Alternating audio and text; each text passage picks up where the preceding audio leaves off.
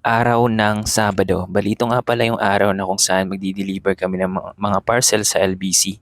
Mga almost 40 mahigit din to na parcel. At iba't ibang lugar yung patutunguhan nito. Ayan, bali may mga pouch, may mga boxes, mga tagti 3 kilos karabihan yan. Yan kasi yung promo ng LBC. Ayan. Yung panggagalingan pala ng mga parcel na to is Luzon, Visayas at Mindanao. Kaya malalayo mga pupuntahan ng mga to.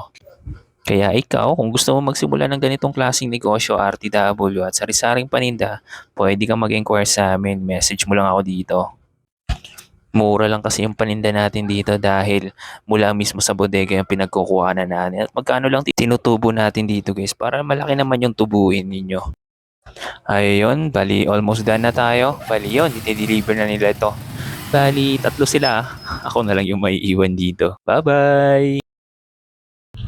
Ayun, dahil sa ako lang maiiwan dito, ako yung mag-aayos ng mga kalat dito, yung mga binili namin nakarang araw ng mga cargo short na pambata, mga overrun sando, overrun t-shirts, mga embroidery, talagang sulit ang quality ng mga yan at murang-mura lang yan. Kaya kung gusto nyo malaman yung price guys, i-PM mo lang ako dito. Ayan, marami pa yan guys. Ayan o, bali ito, nagpapakabisi-bisihan ako. Ang gagawin ko kasi dito is isi-segregate ko yung mga t-shirt, mga sando, mga short kasi halo-halo kasi yan eh. Para kung mag-display kami bukas or sa Monday, Sabado kasi ngayon, bali para mas mabilis lang kumuha ng mga gusto naming i-display. At kung mapapansin nyo guys, marami na rin kami tinitinda kung kailan lang kami din nagsimula. Dati yung mga tinitinda lang namin, mga damit, mga shorts, mga pantalon. Ngayon meron na kami mga relo, charger, may mga wallet, may mga bags at kung ano-ano pa. At lahat ng mga yan is mura lang. Biruin mo, charger is only 150 pesos. Binebenta yan sa iba ng 250 or kaya 300 pesos. Meron rin tayong relo for only 100 pesos lang. Di ba? Napakamura pero hindi ko naman sinasabi yung relo natin is original. Pero yung bentahan kasi niyan sa iba is nandyan sa 350 o kaya 300 o kaya pinakamura niya is 250.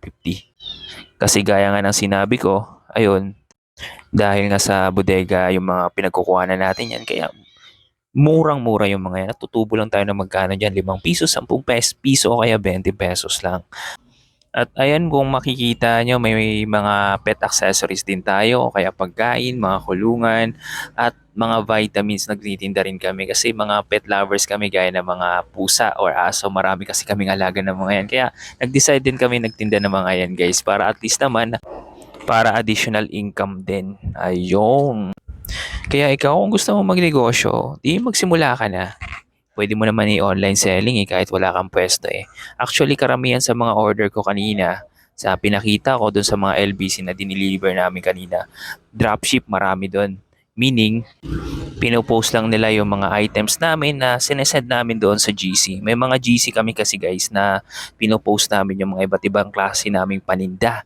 At yung ginagawa ng mga dropshipper namin, pinopost yan nila sa social media gaya ng Facebook, TikTok, or kaya Shopee. Ang pinakamadalas na ginagawa nila, nagpo-post sila sa Facebook doon sa Facebook group na related about sa mga damit. At ayun, marami silang mga order nakakagulat. Pero actually matagal na rin kasi yung mga dropshipper namin almost. Kung kailan kami nag-start, 2021 kami nag-start ng mga RTW. At yun, doon ko sila nakilala, yung mga dropshipper na yan. Meron pang isa dyan, si Madam Wenwen. Dati lang yan nangangamuhan dito sa Paranaque. At nagtitinda yan ng mga kung ano-ano, bali nagtitinda yan sila ng mga manok, nagtitinda yan sila ng mga baboy, bali nangangamuhan sila. At yun, nang nakapag-ipon-ipon sa pamagitan ng dropship, naka-million mahigit na sila guys. Yun yung totoo, promise million mahigit na sila. Kaya ang ginawa nila, umuwi sila sa probinsya at nagnegosyo na rin sila ngayon doon. May mga iba't ibang klase ng negosyo sila. Mayroon na sila sa sari-sari store, nag-aalaga sila ng mga manok at nagbababuyan. At yung isa namang dropshipper ko, si Sir MJ, nakapagawa na ng bahay. Ganon kalupit yung pagda-dropship guys. Kaya ano pang hinihintay mo, magsimula ka na rin. Kasi kami, kung sa tutuusin lang, walang-wala rin kami noon. Yung mga panahon na 2020, panahon ng pandemic, nangangamuhan pa lang kami.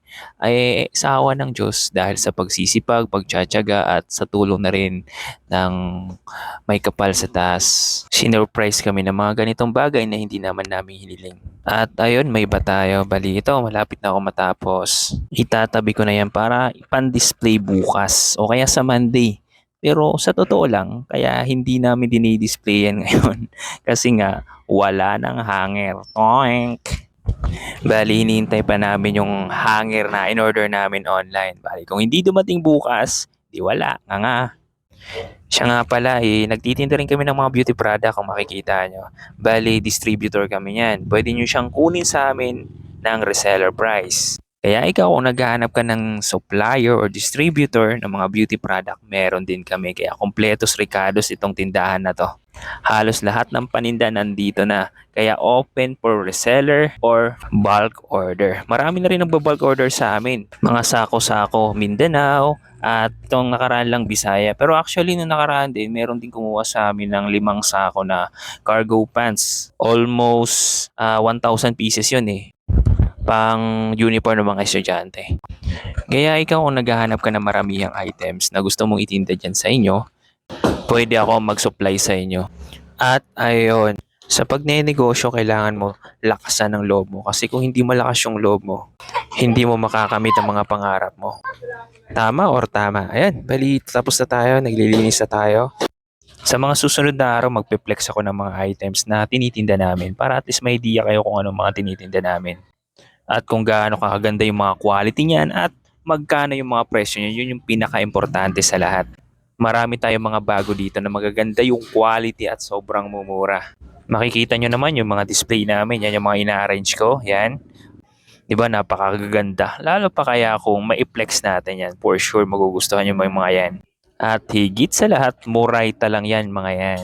Kaya ikaw magsimula ka na magnegosyo. Huwag ka nang mahiyang lapitan ako, tutulungan kita kung paano yumaman. Gagaya ng mga dropshipper ko ngayon.